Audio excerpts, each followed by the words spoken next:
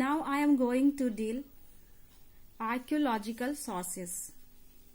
The term archaeological means the study of the remains of the past.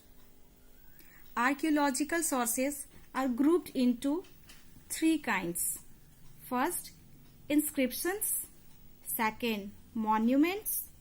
Third, other objects like coins, weapons, etc. History of ancient India mostly depends on evidences supplied by archaeology. The word archaeology in Greek means the study of what is ancient.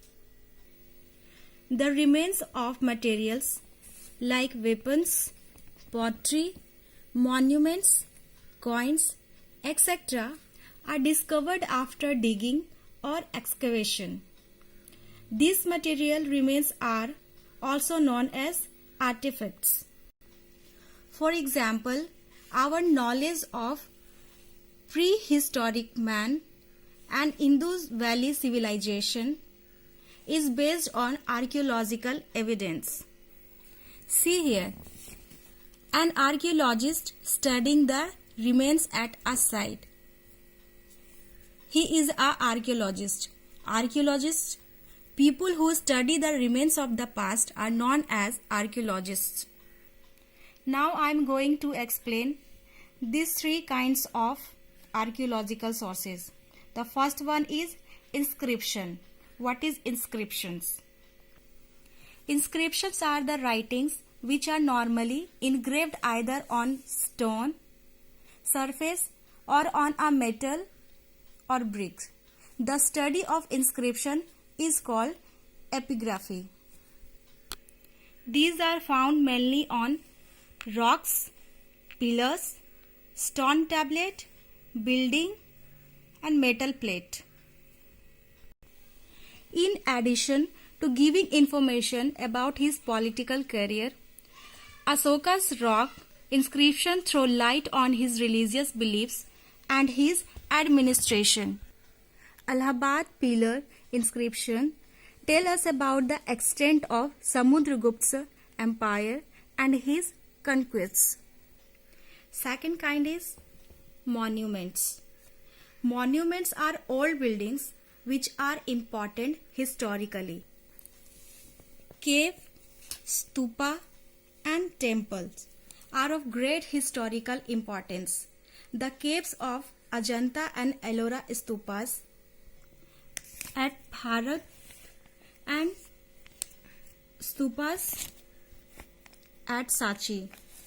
The temples of Mahabalipuram and Thanjavur tell us a lot about religions and art of ancient India.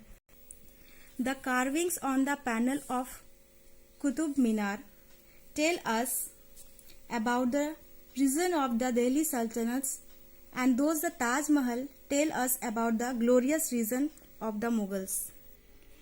Third kind of archaeological sources is coins. The study of coins is called numismatics. Coins are a useful source of history. They provide us information about the use of a metal during that period and the economic conditions of the people. During the Gupta period, gold coins were found in abundance. It represents economic prosperity of the Gupta period, the time to which it actually belongs. Trade between two countries or areas from the discovery of coins of our country found in another. The pictures of gods and goddesses engraved on the coins tell us about the religions of the ruler who issued those coins. Samudragupta's coins show the emperor playing the veena, a musical instrument.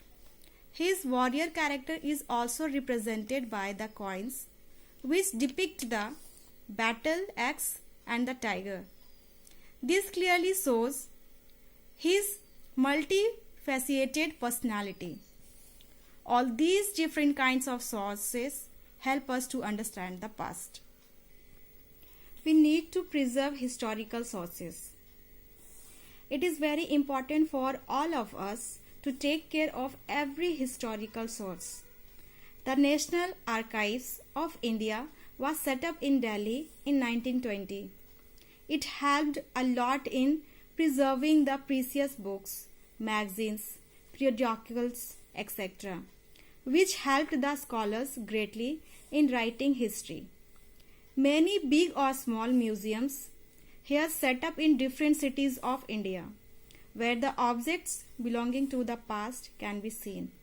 On the basis of carbon 14 dating, we can also be aware of the age of those objects. Now, you have to do these exercises. All these questions you have to solve in your book. A, B, C and D. After that, you can solve the question answer in your notebook also. The first question is, what do you mean by the term archaeology?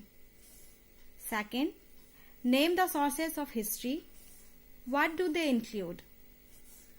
Third, define the term culture.